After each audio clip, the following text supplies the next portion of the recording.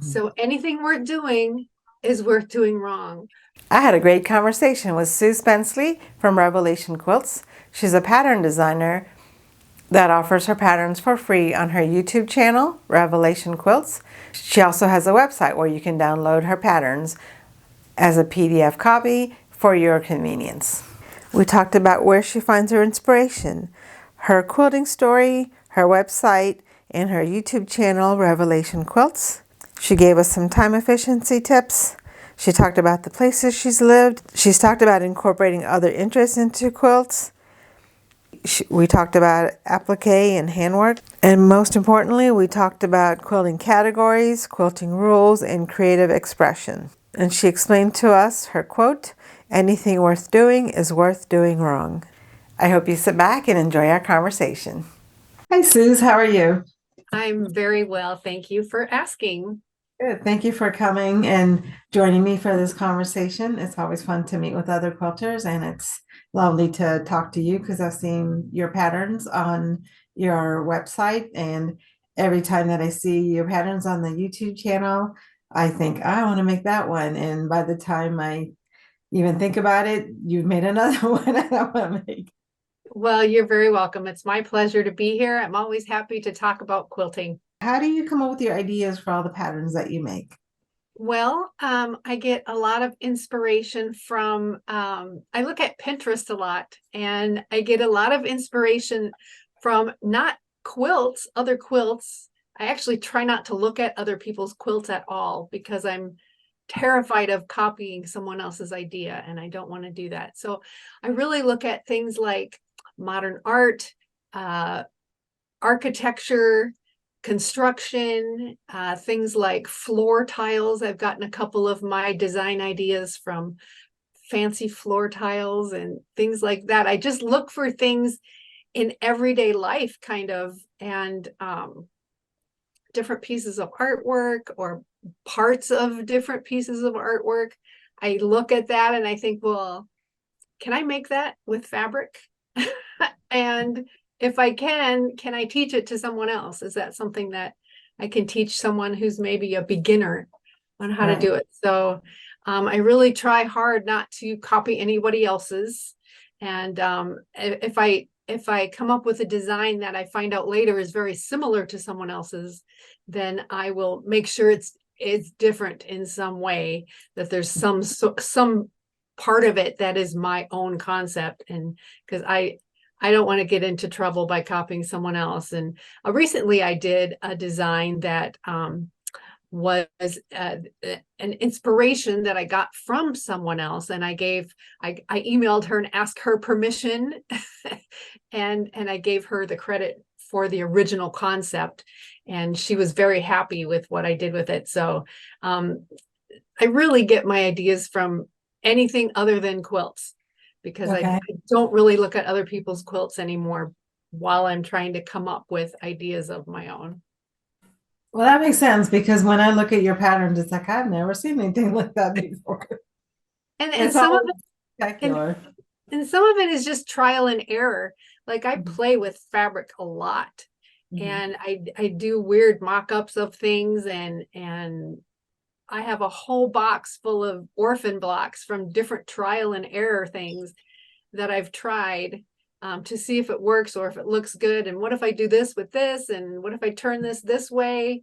And would that make a good quilt or not? I do a lot of scribbling on graph paper, things like that. So um, Do you use a I software program? I own a software program.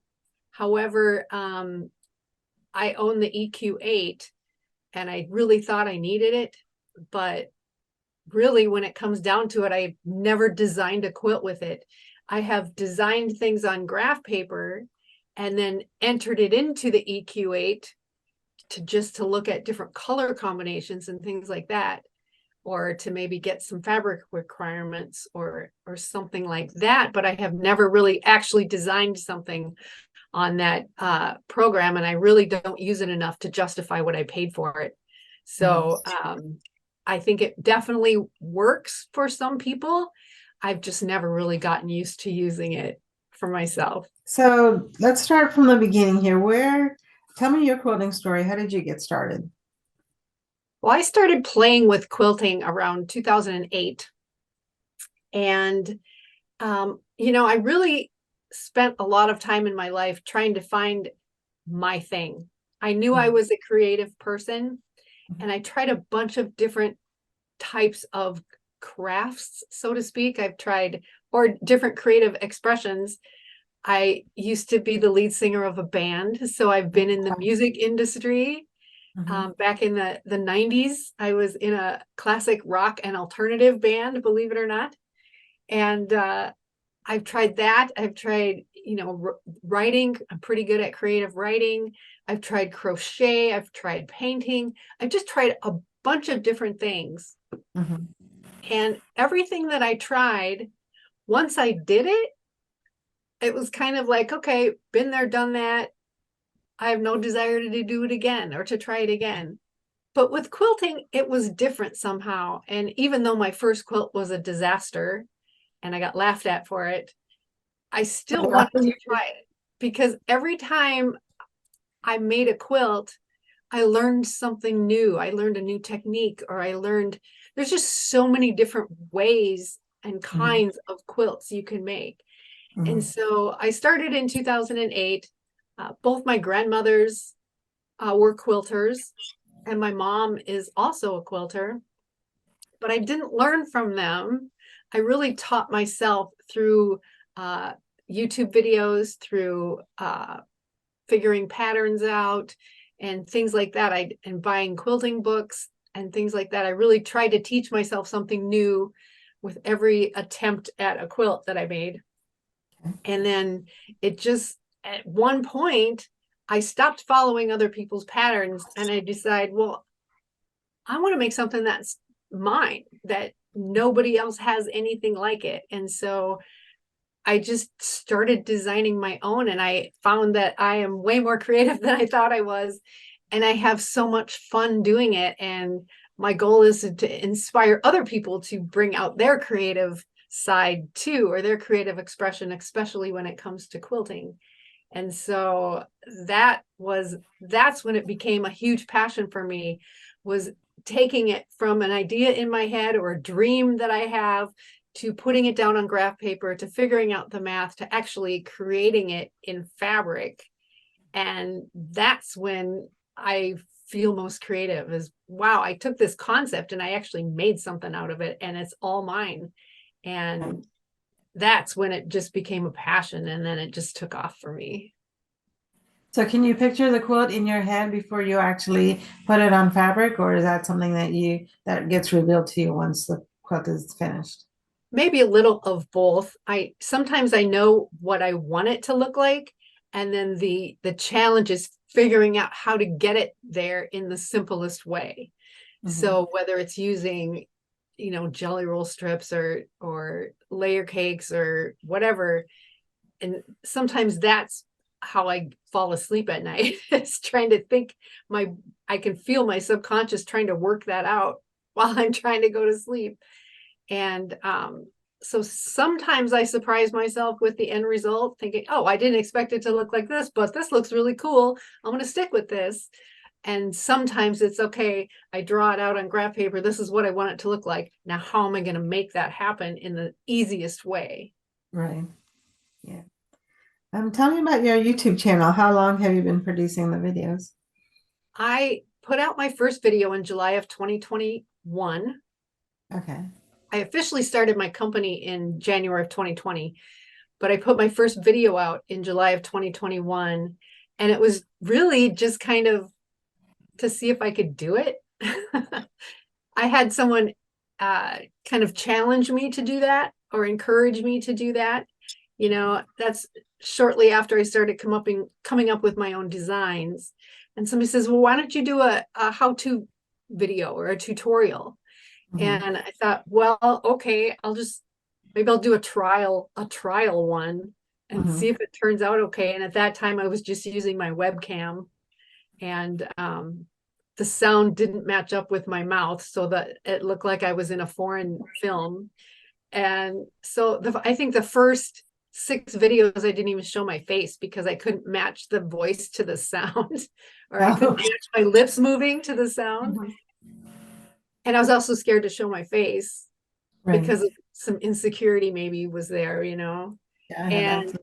and I got some views, and I got some positive feedback, and I thought, well, that wasn't so hard.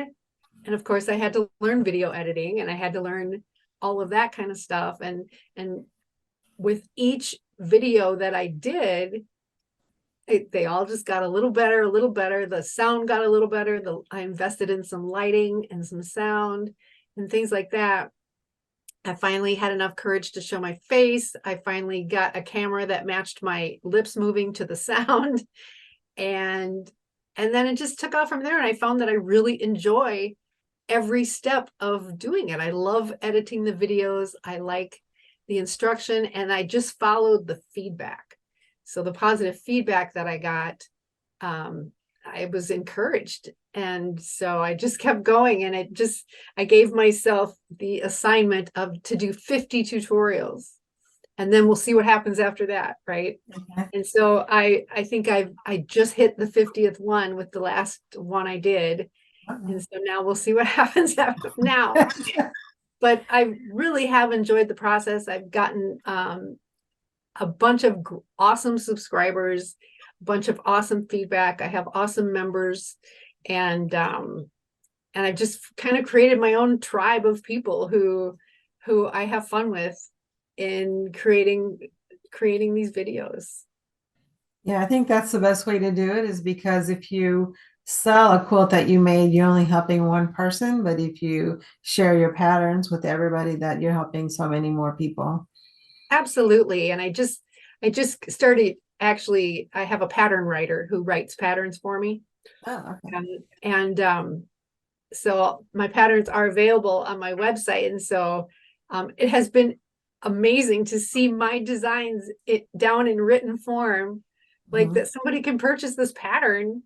And I'm amazed by, people have sent me pictures of quilts that are my designs that they've made. And I'll tell you, nothing gets me more excited to see that, especially when they put their own creative spin on it. Like Mhm. that makes my day when I get an email like that. I love it. I'm still in awe Mhm. that that this has, that this has worked out the way it has, that I'm actually able to earn a living doing what I love and what I'm passionate about. It Mhm. tickles me. It's so exciting for me.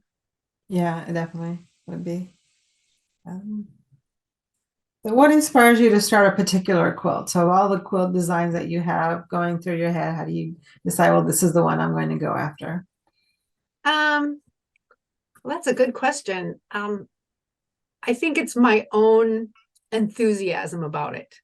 Like I there's times when I have like 3 or 4 quilt designs going through my head. Like, what, do I like this enough to want to make a whole quilt out of it? Mhm. And do I want to teach it? Or am I going to get bored making this? Am I excited about this? I think whatever one I'm most excited about at the time is the one that I will do a tutorial on, because I actually have to make the entire quilt to do a tutorial on it. Mhm. And so as I've even, made like 8 blocks of a quilt, and then I just got bored making it. And I thought, if I'm bored making this, then other people are going to be bored making this. So I just throw it in my orphan block box and I start over, with something else. I think I really just make what I like. Mhm. And then if other people like it too, that's an added bonus. I Right. can't sit there and make a quilt that I'm not excited about. Mhm. I don't, maybe other people can, but I can't. I have to really enjoy what I'm doing to finish a project. Mhm. Yeah, that makes sense. How many quilts do you have going on at one time? Um, well, that's a tough question. Usually just one. There's one main quilt that I'm always working on at any given time, and that is whatever quilt I'm doing for my next tutorial. Mhm. However, I have a closet full of quilt tops that need to be quilted, and I have a box up on my shelf of ongoing projects, right? That I don't know if I'll ever get to. So things that I've started that I just kind of wasn't feeling it at the time and kind of set it aside and put it away. And maybe every 6 months I'll go through the box again. But generally I am only working on one quilt at a time. And depending on what the next project is going to be will determine whether I get that one quilted and actually finish it quilted and bound also. So if I don't have anything else in the works, if I don't know what I'm going to do next, then I will quilt that and bind it. Otherwise, if I know what I'm going to do next, I'm super excited about the next project. So I'll just fold that quilt top up and put it in the closet with the rest of them until I get around to quilting it. Yeah. Do you have a long arm? I do not have a long arm. All of my quilts are done on my domestic machine. Wow, that's I great. don't have space for a long arm in my home. So that's probably the main reason I don't own a long arm. And I have taken two of my quilts to be quilted by a long armer, and it was just so expensive that I said I'm never doing that again. So I learned to quilt on my machine, on my domestic machine, free motion. All my quilts are free motion quilted. And I knew I couldn't afford to, as many quilts as I make, I knew there's no way I could afford to send all my quilts to a long armer. They do beautiful work. I just can't afford to do it, to have them quilted. So yeah, I quilt all my own on my domestic machine. Okay. I don't have a long arm either. So. Let's see. You you have so many quilts that get made so fast. Do you have any time efficiency tips? Well, I usually work on my quilts in the evenings, and being able to work from home is nice. I have two small dogs it's like having toddlers in your home, basically. They take up so much of my time. They're noisy, and they always want to be near me. They always want to be on my lap or whatever. And so during the day, I get all my household things done. I take care of some business things, answer emails, maintain, my YouTube channel and things like that. And then in the evening, after my husband comes home, we have dinner, we watch a little TV, and then he goes to bed and the dogs go to bed with him. So about from 8:30 at night until about 2 in the morning is when I'm working on my quilts. I have some music playing. And there's just, it's just me and whatever I want to do. I might have music playing, I might have a podcast on, and that's my time. And so I'm just uninterrupted. I'm sewing, designing. If I'm not currently making a quilt, I might sit here with a glass of wine and my graph paper, or looking for inspiration on Pinterest or something like that. But that time of the day is always my creative time. And so I think that the discipline of structuring your day is really important, and routines are important. And so that's why I try to have that routine going every day. And that really, it takes a lot of pressure off you, and it really helps with your creativity, knowing that you can get all your stuff done during a part of the day, and then the rest of the day I know I'm not going to be interrupted. I know I'm in my happy place, and I can do whatever I want to do during that time. That's a great idea. You've lived in many places in your life. Can you tell me about them? I have lived in many places. I was my family is all from East Central Illinois, and farm community type family. And then when I was in about kindergarten or first grade, we moved to Lincoln, Nebraska. And then and about 2.5 years later, we moved to Nashville, Tennessee. And about 2.5 years later, we moved back to Lincoln, Nebraska. And then we moved to Minnesota, and we lived in the Minneapolis area for a long time. And then about 8 years ago, my husband and I moved here to Waco, Texas. So I've moved around a lot. My dad wasn't in the military. He just got transferred for his job a lot. And so we moved around the US a lot. And but when I was in about middle school is when we moved to Minnesota, and then I stayed there until, about 8 years ago. So that's when I, got married and had my family, and all my kids and grandkids and my parents still live there. So we just escaped the cold weather and came down to Texas where it's warm most of the time. So is that like, are you settled there now? You plan on staying there? Well, we plan on staying here until my husband retires. And then our current plan is to, once he retires, which will be in about 6 years, we plan on moving to the Dominican Republic, actually. Oh, So we are brushing up on our Spanish wow. and we plan on living there and Oh, that retiring there because it's beautiful there. hmm Yeah, that would be nice. So today I found out that you had a podcast interview with Paula Chamberlain a couple years ago. I did. I did. I listened to that, and one of the things that you said, and I quote, "Anything worth doing is worth doing wrong." Can you explain what that means? I think that some of my best quilt designs have come from making happy mistakes. And I think, there's two parts to that.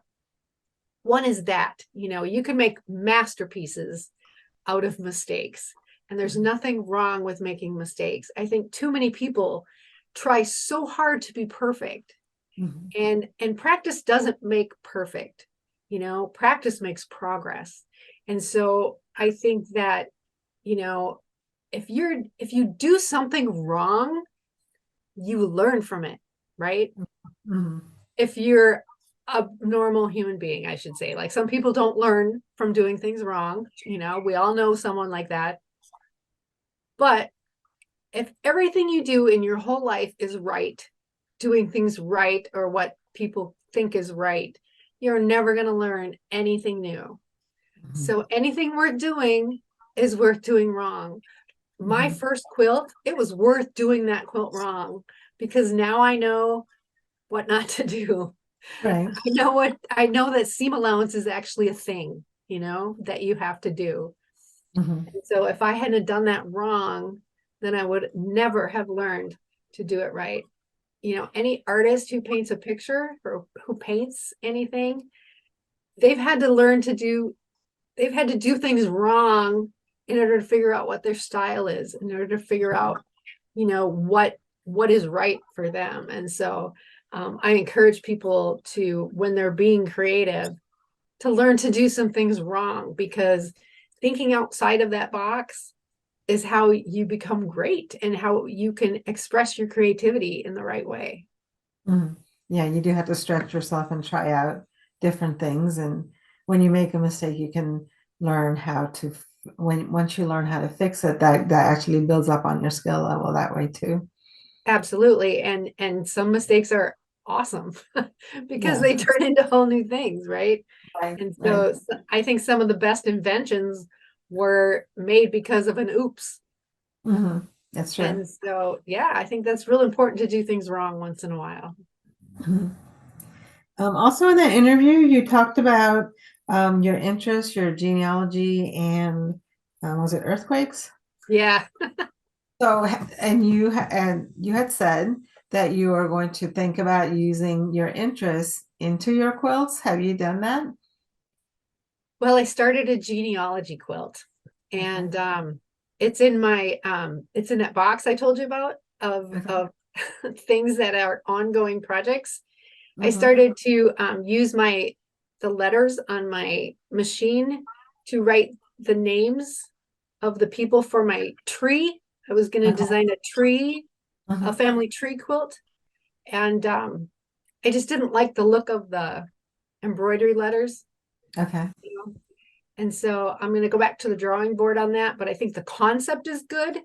And Mm-hmm. so I'm still kind of working on that, but that interview did get me thinking about making a genealogy quilt, because I have gone back quite far in my genealogy. And so I think that would make an amazing legacy quilt, to Yeah. hand down through the generations, because it seems like a lot of younger people either don't have an interest in ancestry or haven't. Maybe you have to be older to have an I interest in think you that. do have to be older. Yeah, because my kids don't seem to care about it that much until recently. So yeah, I think that would be amazing. And I'm sure other people have done it. I just want Mhm. it to be my design, you Right. know. Yeah, I have several different quilts where I've incorporated genealogy a little bit. Sometimes it's just a number of things, like if there's a certain number of people in the family, that's how many leaves I might put on something. Um, and other times I do have it more graphic. I don't have a family tree, but I have a family vine that has our family names on it, just our immediate family. Do you applique or do you embroider?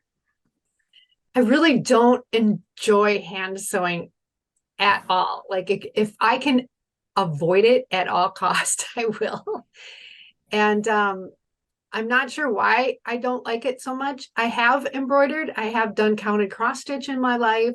Um, if I can do it by machine, I will definitely do it by machine. That includes everything from binding to, excuse me, machine embroidery, everything. I just don't enjoy the handwork at all. Pretty slow. I think it's an efficiency thing. Yeah, I just want to get it done. Do you put letters in your quilts? No, not usually. Even if I put a label on a quilt, I will handwrite the label Okay. usually. Yeah. I mean, I have before, but I don't know. Maybe it's just because I don't like the letters that my machine does.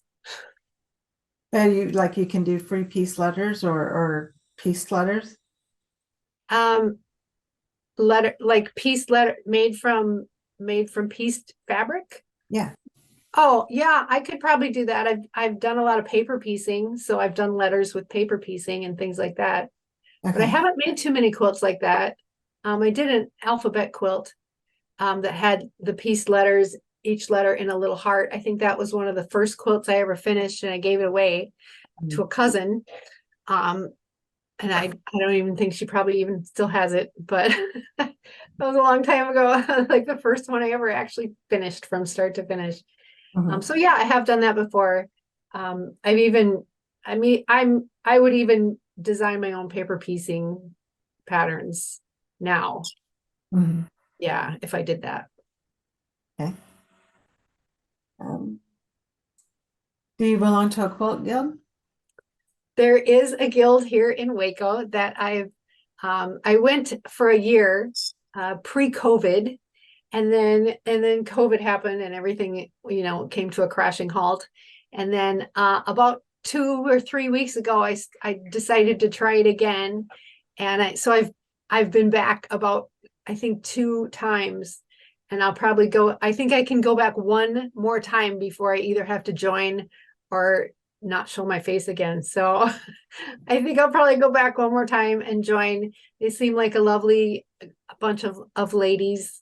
So I think it's probably a good idea to be in a guild, because I don't know, it's when you're a lone quilter, I think it's harder without having a group of people to be your support and encouragement, and you can ooh and ah at their creations and they can ooh and ah at yours. And Right. I just think it's good to be part of a community of people who are also passionate about the same things that you're passionate about. Mhm. That's So I true. think it's, if you can find that, it's a great idea. If you can't find that, start one. That's true. Do you have any tips or tricks that you'd like to share with my viewers? Um, well, you know, I think that I kind of don't, because I just really I like to experiment with things. And Mhm. so the one thing I really am against is the quilt police. So I am never going to be somebody who tells somebody, I think you should do it this way, or Mhm. I think you should do it that way. I think that, and this probably doesn't even answer your question. There's all kinds of tips and tricks out there, and some work for some people Mhm. and some don't. Like the one I've been thinking about a lot lately is, you know how when you sew jelly roll strips together, they say if you go down one side and then turn it around and go up the other side, then it doesn't bow. Mhm. Have you heard that tip and Yes. trick? Yes. I don't think that's really a thing. Like, because my project I'm working on now is sewing jelly roll strips together, and I can usually sew pretty straight without having to do that. Right. And so I've been thinking about that tip or trick a lot lately, and I think it's just all in the pressing, Okay. Yeah, that's true. you know, because you Uh-huh. can press a bow into it Mhm. or you can press a bow out of it, you Right. know, right? That's So true. I think that if I had to give a tip or a trick, I would say sewing is not a competition. Mhm. It's not a race, and do things the way that they make you happy. That's the So best. something, if something works for you, it Mhm. might not work for me. And don't ever let anyone tell you that you're wrong, Mhm. or don't ever let anyone tell you that's not the way you're supposed to do it. Oh, if somebody tells me that, it just gets me so much because, Right. how are we ever supposed to create new things or learn new things? Okay. I actually watched your last interview with the Mhm. lovely lady you had on last. And um, Easy meant. yes, and she had a brilliant, when she was talking about quilt categories, Mhm. you know, um, don't put yourself in a category. I mean, we all know what we like and we know what we don't like. Like Mhm. we know what style of quilts we prefer, and we it's just personal taste is all it is. That's all it is personal taste. Like I might not like that quilt on my wall, but I might love the other one. It's all personal taste. And so all you can do is just do what you like. Right. You're making that quilt to please yourself and whoever it's intended for. You're not making it to please everyone because not everyone's going to like it. Right. I know what type of quilts I prefer. I know that I will never make a super, what they call traditional quilt with the fancy applique and the jars or whatever, Mhm. super traditional, right? Right. It's just not my thing, and that's fine. But Mhm. I've seen them and they are gorgeous. I just have no desire to make one. And that's Right. okay, you Mhm. know. The quilts that our grandmothers made, the way that they made them, like my grandmothers would probably turn over in their grave if they saw the shortcuts we take. Right. Rotary cutters, what is that? Right? Like they had templates for everything. Right. And now we have this thing called strip piecing and chain piecing and all these things that my grandmothers would have never dreamt of or imagined. And the Right. fact that I sew a binding on by my sewing machine and not by hand is like, oh Lord, like that is sacrilegious, right? In quilting. But not anymore. And things have changed so much that I think that you have to do what makes you happy. Try it a new way, try it a different way. Maybe you will be the big innovator that comes up with this brand new concept or this brand new idea. So Mhm. don't let the quilt police into your home, people. Right. I think that's the biggest thing is for me is just to trust myself and follow my ideas without worrying about what anybody else will think.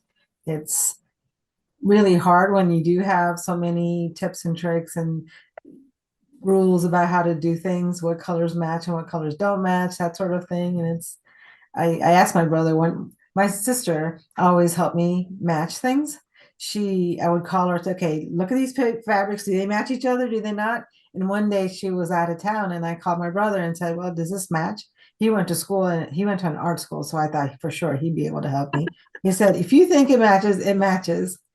And that was not helpful at all, but it was so helpful, right? Because it's like, no, you get to choose and nobody else can tell you what to do.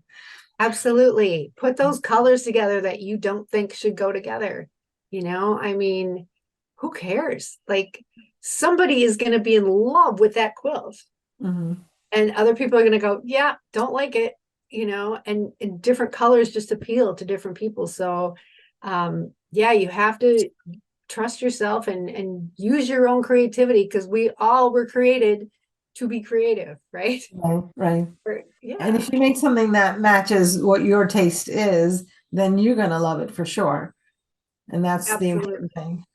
Yeah, and we're all attracted to different color schemes. Like, I am in love with, I love purples, and like blues, purple, navy blue, white, those color combinations of crisp and clean, kind of jewel tones. Like, I love those colors together. Pastels, they're okay, not so much. So everybody has their own taste when it comes to color and things like that. So yeah, you have to do what makes you happy, and that's what makes us all unique. Gosh, it would be so awful if we were all the same, and it would be so boring. That's true. Is there anything else that you want to talk about that I haven't covered? The only thing I just would say is that my goal is to encourage people to be creative, and my job, I feel, is to inspire people to be creative and to allow their own creative expression. And if you look at a 4-year-old, they're at their most creative time in their life. And as we grow up, the creativity is actually taught out of us, right? We're taught to be more logical.